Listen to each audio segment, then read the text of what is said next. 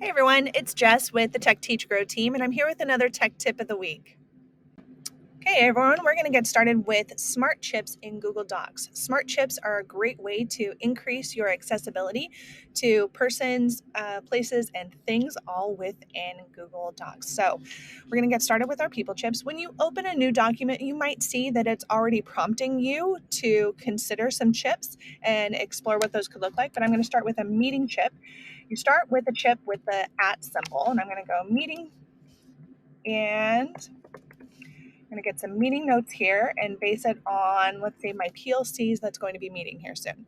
So you're going to see a chip has already been inserted for the date. When I hover over it, I get more information. A chip is already going to be inserted for that calendar invitation. So I already have that here.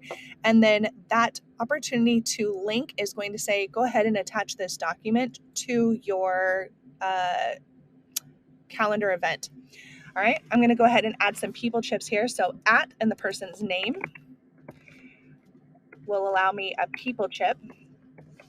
When I hover over them, I get more information about that person. And then if I click on that open detailed view, I'm going to see other times my contact information for that person, other interactions I've had with them on my calendar, other files that we have shared together, and get a more detailed view.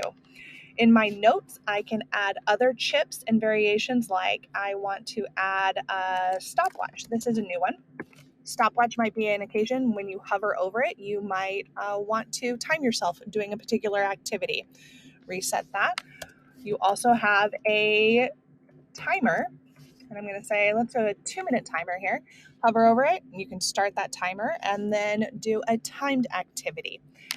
Another chip you can do is a voting chip. So these voting chips allow you to upvote or downvote certain things. You can say, hey, we're exploring where we want to go to lunch today. So I'm going to say, do we want pizza? I'm going to use that one. And anybody who wants pizza can click on it and upvote for it, or click it again and remove your vote for that.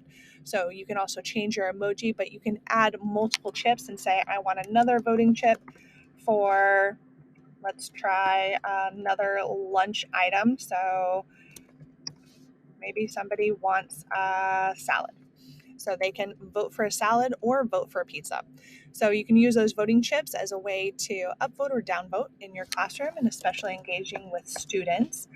Another one is your files. So anytime you want persons to have access to those files, you're going to use that chip again and just give it the title of whatever you're working on. So we're going to be working on that BAT framework.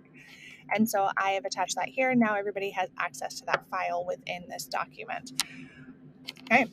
Plenty of other chips to explore. Anything, you can also find those in your insert, and then check out Smart Chips. You've got date, people, file, calendar, events, place, voting chips, stopwatch, timer, and variables. And those are all building all the time. So check them out.